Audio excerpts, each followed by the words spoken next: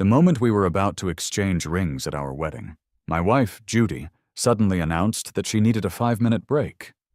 She turned and walked away from the stage, and I saw tears welling up in her eyes. She reached out her ring finger, not to me, but to a man in the audience named Mike, and said, "Mike, you once told me you would propose in front of everyone, so if there's a next life, would you marry me?" Mike nodded, holding her hand gently. Then he turned to me and said, "Jimmy, even though I won't get to marry Judy in this life, I hope you'll take good care of her for me." All around us, the wedding guests started whispering. I stood there, watching my bride in a deep kiss with another man. Everyone was waiting for me, the groom, to react, probably expecting a scene, but I just smiled and walked over to Mike.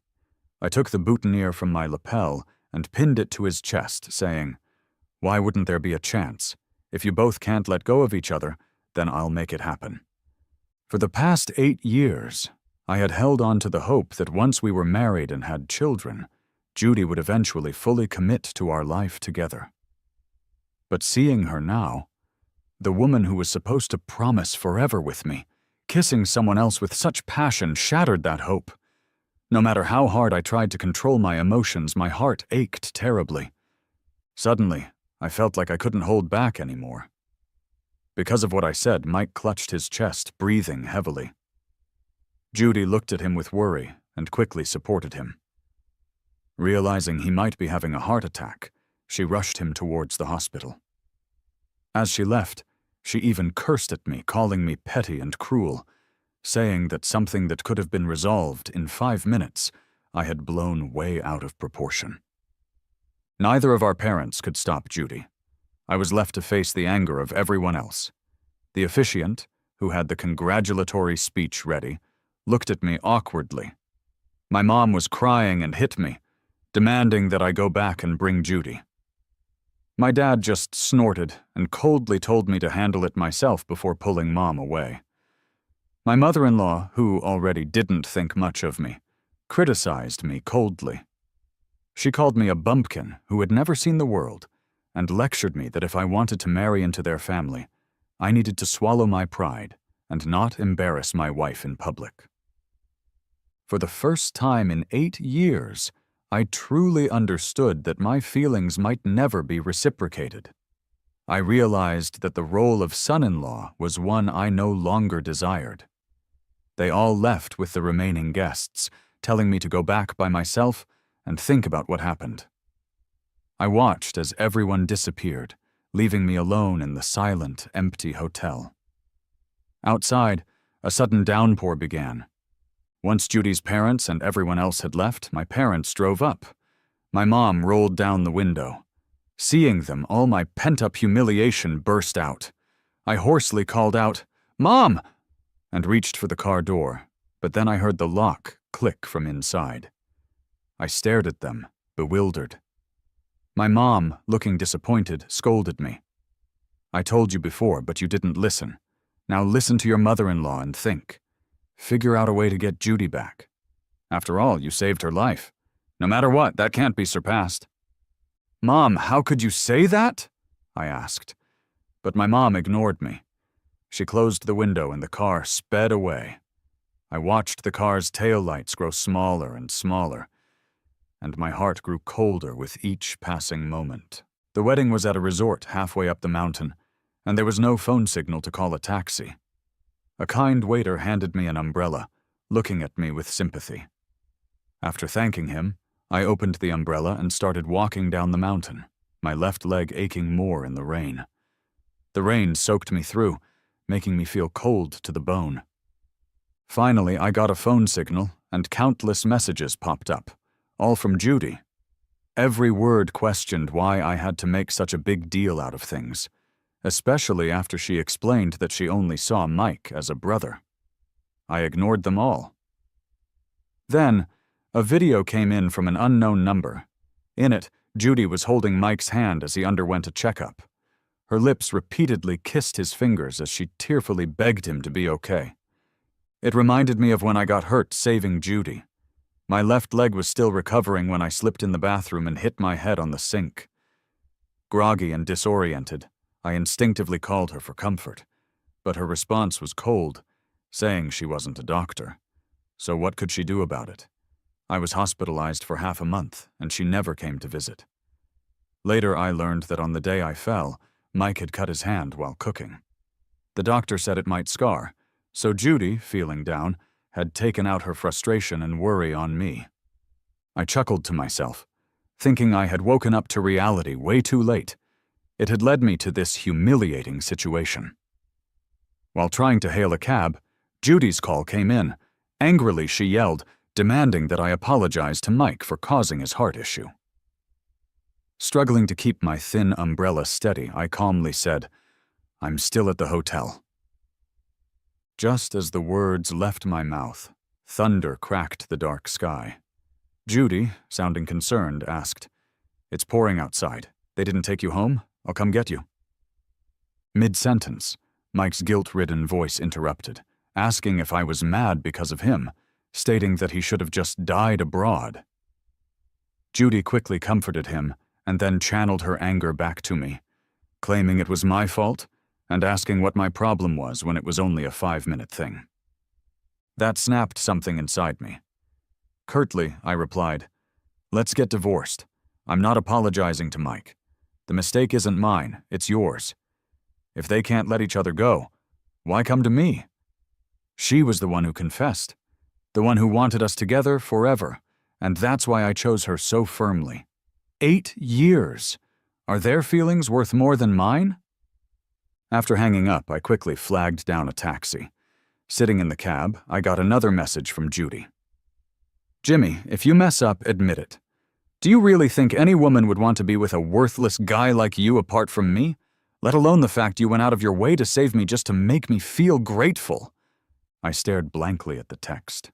I thought today couldn't get any worse, but clearly I was wrong. I rolled down the car window, letting the cold wind hit my face. My left leg was so painful it was almost numb. With a bitter laugh, I asked the driver to take me to the hospital. I was still in my muddy groom's outfit when I entered the hospital lobby. A nurse asked if I needed help with my bad leg.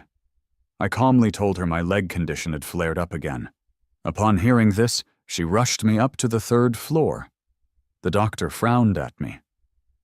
"Your injury was severe, yet you recovered enough to get out of a wheelchair. Quite a stroke of luck.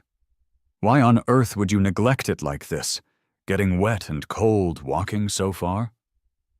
Faced with his concern, I could only manage a helpless smile. Seeing this, he simply mentioned they would arrange surgery as soon as possible. Lying on the operating table, I recalled the doctor's words. Though he prioritized replacing the metal plates, he warned that if the bone damage was severe, amputation might still be a possibility. I ended up calling Judy. As soon as it connected, Mike's voice came through, apologizing. Judy quickly grabbed the phone, scoffing, "Jimmy, now you realize you're wrong, but it's too late. After what happened to Mike, unless you come and apologize to him right now, I won't forgive you." I swallowed back my words and turned to the doctor. "Please, go ahead," I said. Back home, nothing seemed to have changed in the decor. It looked like Judy had been with Mike the whole time. I checked Mike's social media. He had posted quite a few updates. Proud and beautiful Judy cooking out of love, drawing envy from everyone. I saved each one, then turned off my phone. After packing some things, I moved straight into a hotel. A hot bath gradually warmed my cold and stiff body. I took a few days off from work. Once I was somewhat healed, I returned to the office. My mom kept calling, asking if I had made up with Judy. I told her I wasn't going to be with Judy anymore. Her crying only stressed me out, so I just stopped picking up. Once at the office, people gave me odd looks. Colleague Lee pulled me to my desk. That's when I noticed the headlines online. He gripped my hand with surprise and envy. I always thought Mike was Judy's husband. Who knew it was Jimmy? I laughed awkwardly and skimmed the articles. Someone had captured the wedding fiasco and posted it online. It had turned into a dramatic scandal. Judy's bizarre behavior at the wedding hurt her image even more, and her company took a hit. Before, I would have hurried to help Judy out of a scandal, but now, having decided on divorce, I didn't care to get involved. When it was time to leave work, Judy was waiting at the exit, a rare occurrence. I turned to avoid her, but she quickly caught up with me and pulled me into her car. "Still mad? Can't you tell a wedding from a life?" she asked. "You're a man. Asking for a divorce is childish. Is this how you behave, running away from home? Stop being ashamed. Well, didn't you always want to try that fancy rooftop restaurant? Let's go now." After saying this, she pulled a gift box from the storage and tossed it to me. The contents spilled out. A watch that looked pricier than the wedding ring. With a "you should be happy now" look, Judy said, "Mike has a weak heart. Since the ring's already on his hand, it's his now. This watch is way more expensive than a wedding ring. Don't complain anymore." I fiddled with the watch. The price tag of $999,999 still attached. Clearly, it was a last-minute buy. Before, when I was upset, she would cook for me, patiently watch movies, comfort me, or play games the whole day to lift my spirits. Now she was just like her family, putting a price on my genuine feelings and expecting me to be thankful.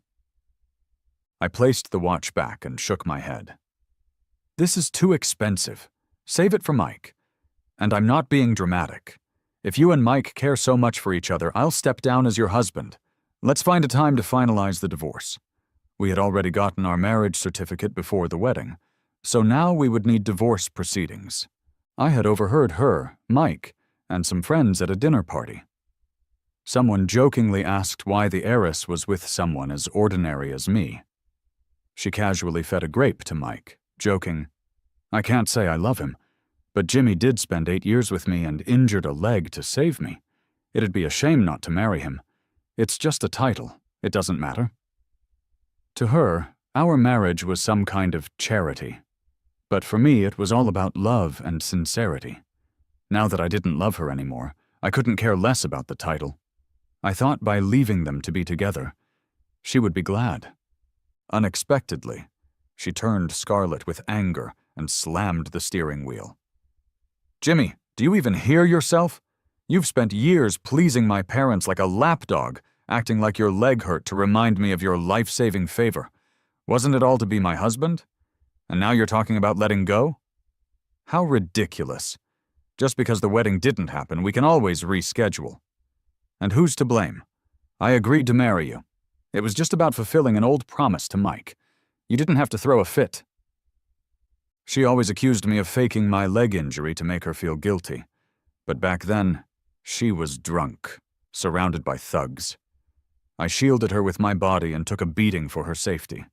She went to the hospital, stayed through rehab, and even cried, saying she wouldn't marry anyone else.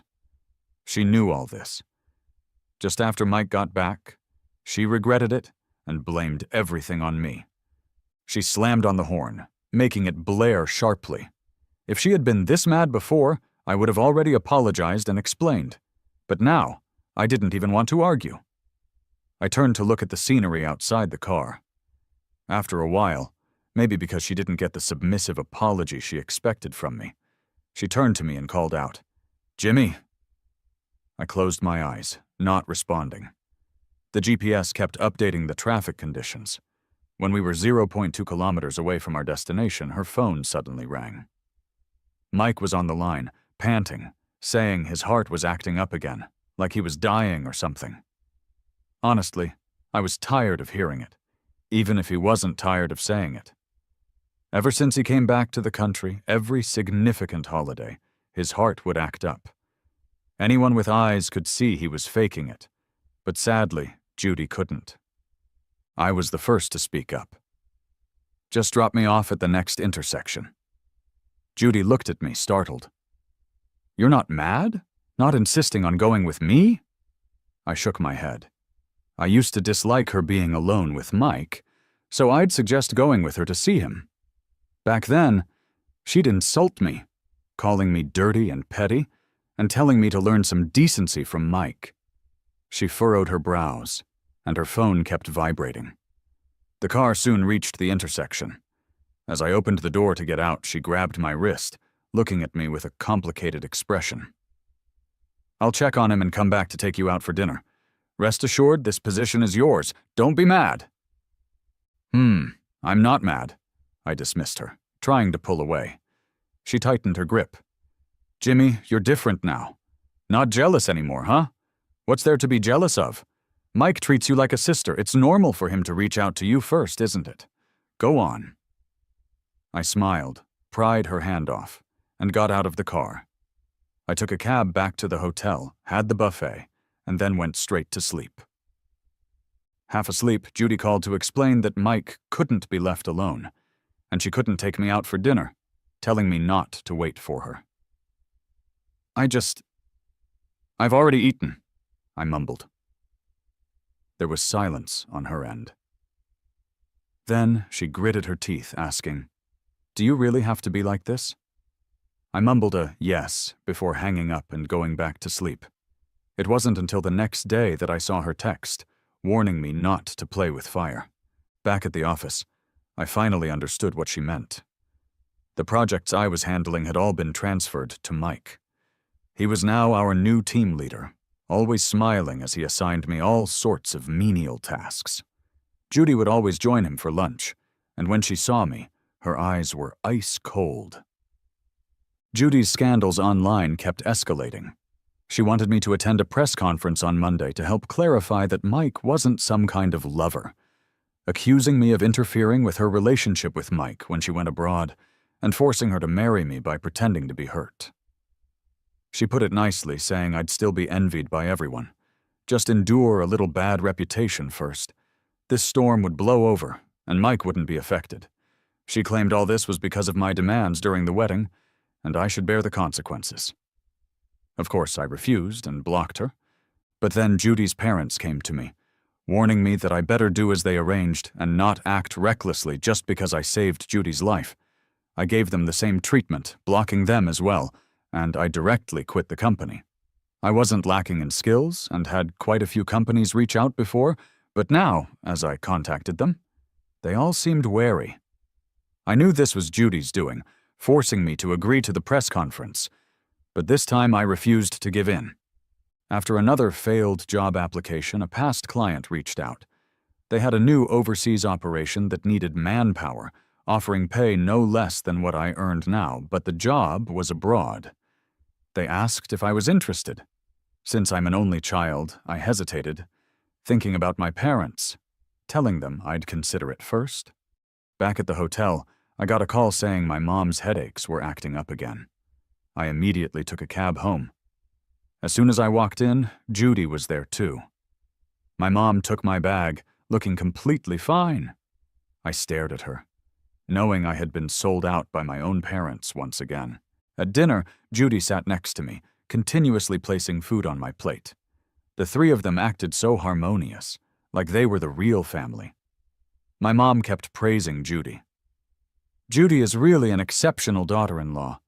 Not only is she from a good family, but she also cares for our Jimmy." My dad, supposedly the elder, was pandering to Judy, chatting about how I was too willful at the wedding, thanking her for being so forgiving. Their subservience made all my perseverance from the past days crumble instantly. My eyes reddened, gripping the juice my mom handed me tightly. "Nothing really. After all, we'll be married soon. Even if Jimmy is wrong, I'll try to be accommodating. It's just about the press conference." Judy's gaze was fixed on me, with contempt and certainty of her victory. I tightened my grip, the juice spilling over, dripping onto the floor. Unable to bear it, I looked at my parents. "Am I really your child? Why do you never stand firm with me when it matters? I've told you already, I won't be staying with Judy anymore." Judy's brows furrowed, clearly baffled as to why I, having compromised so many times, was being so stubborn now.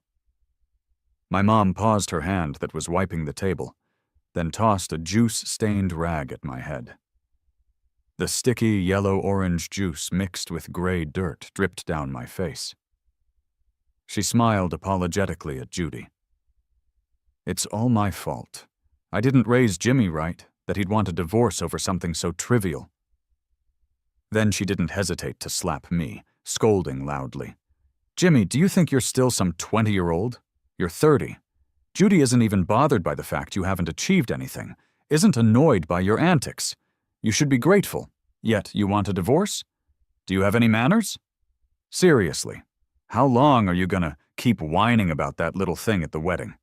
If you can't think for yourself, at least think about your parents and family. My face was burning, my head turned to the side. Judy didn't see that slap coming from Mom. She jumped up and helped me stay steady. Mom's next slap landed on Judy's shoulder. Judy winced, yet she looked at me worriedly. You okay? Let's get you to a hospital. Then she turned to my mom. Auntie, Jimmy is part of my family now, especially after he saved my life.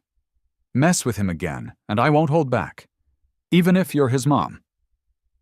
Mom froze right there, shocked. I laughed, with no humor, glaring at her with disgust. Judy, what's with the act? Isn't this what you wanted all along? Her usual superiority seemed to vanish, and she just looked lost. Jimmy, well, you really want me to take the fall for Mike, huh? Fine. I'll attend the press conference. Don't regret it later. With that, I slammed the door shut and left the house. I walked faster and faster, flagged down a cab, and took off. In the rearview mirror, I noticed Judy standing at the entrance for a long time. She kept calling, but I ignored every call. Then she texted me about the press conference, saying desperate times call for desperate measures, and she'd make it up to me once it's all over. See, even she knows how unfair this is for me. As for Mike, I'm just the sacrificial lamb, whatever. I blocked her number. Once back at the hotel, I collapsed onto the bed, throwing an arm over my eyes. Relentlessly, my parents called. Mom asked if I was trying to drive her crazy, said her headache was back, and threatened that if I didn't make up with Judy, she'd just let herself suffer to death. Then came the endless lecture about how they raised me, and now I'm ungrateful. I remembered how their faces changed once they found out about Judy's family background. I never understood why kids are supposed to automatically love their parents, while some parents don't love their kids back. I texted back, "Your body's yours. If you want to perish in pain, I'm not stopping you." Then I ignored all her messages. I called up a client and said I was ready to work overseas. The press conference was on Wednesday, a lousy day for Judy's company to launch their new products. Always about profits for these business folks. Even now they couldn't miss maximizing publicity. Dressed in all black, standing at the entrance, media swarmed. Mike and Judy were nearby. Judy wasted no time, rushing over to lock my arm in hers. She signaled security to shield us. I tried shaking her off, but she tightened her grip. With this crowd, watch those legs. Flashes blinded me, so I let it be. Inside, journalists were more disciplined. Mike shot me a smug grin. I smirked back, hoping he could keep that up. Mr. Jimmy? Mike just left the country and you couldn't wait to play the lover? How low. What were you thinking? And isn't it true you orchestrated an ambush on Judy's route just to play the hero? Where'd you come up with such a plan?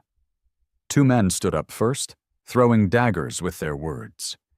Judy beside me, her face turning icier, snapped, "Who told you to ask these things?" I glanced at her. Only 4 words in my mind. Put on a show. It's not like she couldn't predict what would happen by having me here. Ignoring her look of confusion and regret, I spoke to the reporters. "Friends of Mike, huh? I get why you'd act like this." Their eyes flickered, and one of them mumbled, "Quit slandering us." Yet they averted their gaze under my steady stare, not daring to argue further. Digging deeper, their identities couldn't stay hidden, especially with cameras rolling today. With Judy lingering by my side, Mike swayed a bit. Judy rushed over to support him. "You okay? Heart acting up again?" Once she left my side, I was alone on stage. I noticed her letting go reluctantly, only to be grabbed by Mike, who said he couldn't breathe. She hesitated, but stuck with him. I calmly shifted my focus back. Questions flew at me, full of accusations like lover, homewrecker, and freeloader. Finally, after they'd had their fill, I stood up, picked up the mic, opened my briefcase, and flung out hundreds of photos. "Who's the real lover here? Judge for yourselves." Some photos landed at Mike's feet. One look, and his handsome, gentle mask shattered. The pictures showed Mike overseas with women of various looks and outfits, in bars and clubs. Studying abroad? Long-distance relationships. It's all just a bunch of lies. He went abroad to run away with his first love, not for any other reason. He was looking for excitement and didn't like the idea of family, arranged marriage. So he ditched Judy. But then, after being let down and deceived, he came crawling back to Judy, wrecking my life in the process. Why should I just accept that? And Judy, she knew all about it. I found all those photos on her computer, but she didn't care because Mike meant everything to her. She would cover up the truth and let me take the blame, just for him.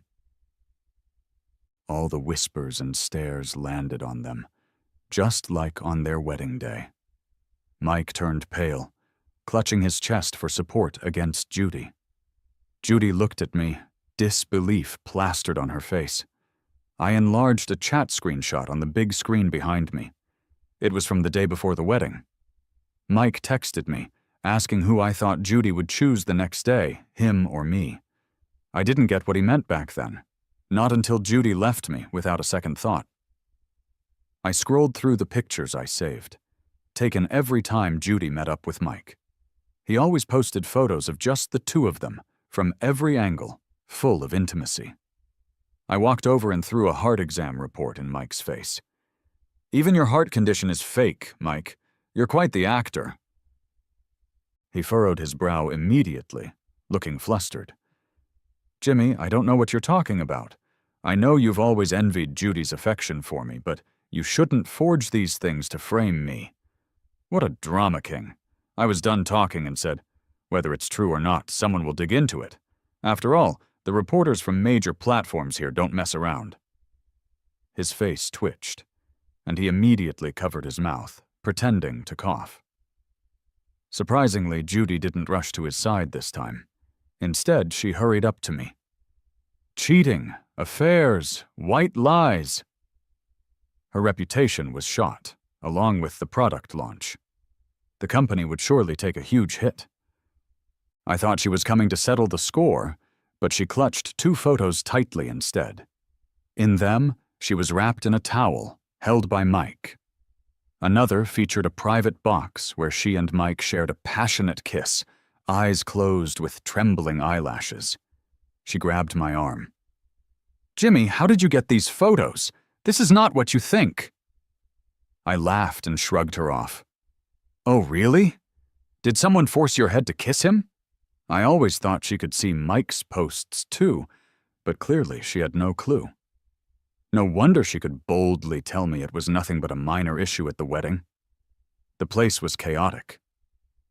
Satisfied, I nodded, flashed a cruel smile at Judy, and raised my voice so everyone looked my way. As for myself, I switched the big screen from chat logs to the divorce papers. Starting today, Judy and I are no longer married. Judy was frozen in place, staring dumbfounded at the divorce papers on the screen. The reporters clutched the photos I threw out earlier and were snapping away at the screen. The focus of the interviews shifted entirely to Judy and Mike.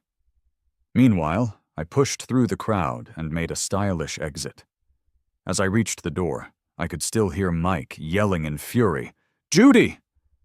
Trapped by the crowd and unable to catch up with me, Judy cried my name, begging me not to go, to hear her out. I didn't even glance back.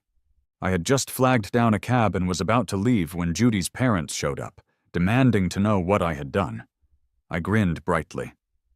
Just a little token of appreciation from me. The incident at the launch went viral. My parents kept calling, asking if I had lost my mind, wanting a divorce from Judy, and urging me to cooperate with the company's crisis PR. I thought they were just talking nonsense. I had finally figured it out. As an only child, I gave up too many opportunities to stay by their side. I always believed my parents couldn't be wrong, that they loved me deep down. But now I saw the truth.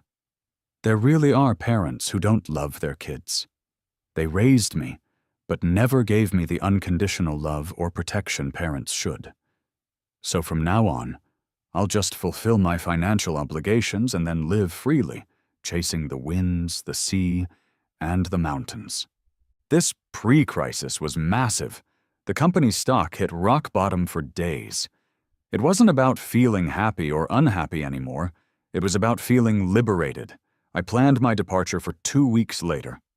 I even signed up for an English-speaking course. I thought with everything going on, Judy wouldn't have time to bother me. But a week later, as I was leaving my class, I spotted her waiting outside. She looked thinner, wearing the blue scarf I had hand-knit for her birthday last year. Before, I'd save up for months to buy her clothes and bags, but then I realized what seemed precious to me was the cheapest in her closet.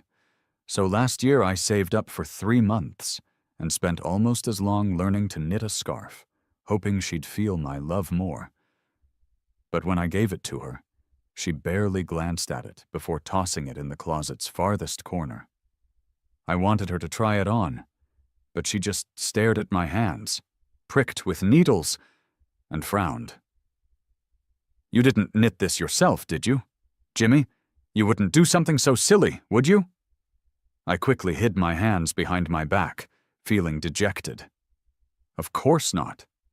Seeing me eye her scarf, she deliberately adjusted it, revealing the white crane embroidery with her name. "Jimmy, does it look good?" "I thought you threw it away ages ago," I responded blandly, turning to head back toward my current hotel. She followed me into the narrow hotel, hesitating before she spoke. "You still have an injury on your leg. How can you stay here if you're out of money? I can help." I cut her off. "Have you forgotten? You ruined the product launch, you ruined yourself, you ruined Mike." "Jimmy, I thought it through. It wasn't your fault. If you come back with me and apologize to my parents, I promise you'll be my only husband." I almost laughed in disbelief. I had already printed the divorce papers, and she still thought I wanted to marry her. "I think you missed the point. The thing is, I don't want you anymore," I said. "There's no way I'm going back with you to apologize." She frowned, her eyes turning red, and moved to hug me. I stopped her with a cold stare. "Jimmy, you never used to say such hurtful things to me. You're mad at me, right? I can explain."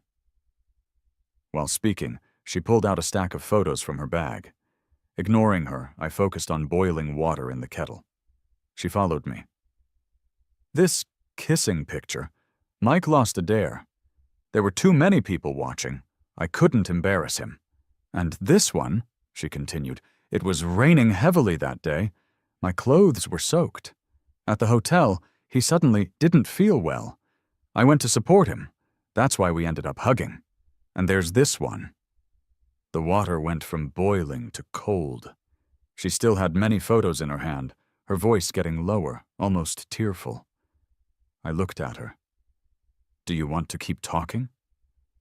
Clutching the photos, she closed her eyes in pain. "Our family's arranged marriage. I backed out because I liked you. I turned him down when he confessed because of that, so he left the country out of spite. Jimmy, we owed him back then, but I'll keep my distance from him now.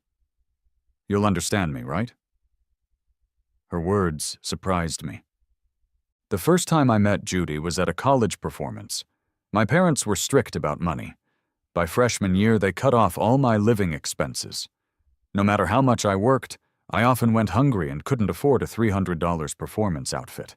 At my wit's end, she handed me the outfit and said, "We couldn't let one person affect the whole class." That's when I noticed her. But Mike was always around, so I kept my feelings hidden. Little did I know she liked me too. What I felt then was nothing but disgust. I smirked. Did you think I'd be touched hearing this? Please, all I feel is disgust. These are your choices. You could make things right with him in any other way, but you chose to walk all over me. We're done. I'm not going to forgive you. I pulled out the divorce certificate. She looked at me, eyes wide and full of disbelief. Impossible! We haven't even signed. 3 days after the launch, Judy's parents confronted me. They called me uncultured and low class. They pulled strings to end our marriage. I guess she realized this too, as she slumped against the door. So you're not coming back, right? No. When I left, I told no one. But as I was about to board the plane, Mike came rushing at me, yelling for me to die, a knife in his hand. He screamed that I took Judy away. He asked why she wouldn't accept him, even after he broke us up. I couldn't dodge in time. In a split second, a familiar figure pushed me away. The knife stabbed into Judy's abdomen. Blood drenched her light blue down jacket. Instantly, airport security subdued Mike. Someone in the crowd called the police. Watching her fall, I felt calm. The boarding announcement sounded.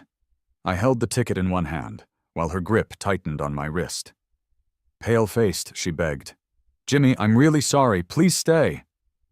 Her desperate tugging made her bleed more. I had no feelings left for her, but didn't want that guilt on my conscience. I took off the scarf I had knitted for her, pressed it on her wound, and calmly dialed 911. Then, I pried her fingers off one by one. "Judy, you're really annoying like this." I handed her over to the airport staff and walked away without looking back. Because of what I said, Mike struggled for breath, clutching his chest. They no longer yelled at me for being heartless, for leaving my parents behind. Instead, they begged, hoping I'd come home for the holidays. Judy's company went bankrupt, apparently because Mike failed to take charge. He not only spread scandals about Judy online, but also sold company secrets to their rival. In the end, a crazed Judy dragged him off the company building roof. They both died. I was admiring a waterfall with colleagues, listening to our new, charming boss gossip about the past, unmoved. With the holidays nearing back home, I replied to my parents, "Not coming." Then I posed for pictures with a colleague. I smiled for the camera for the first time in ages. I knew my new life had only just begun,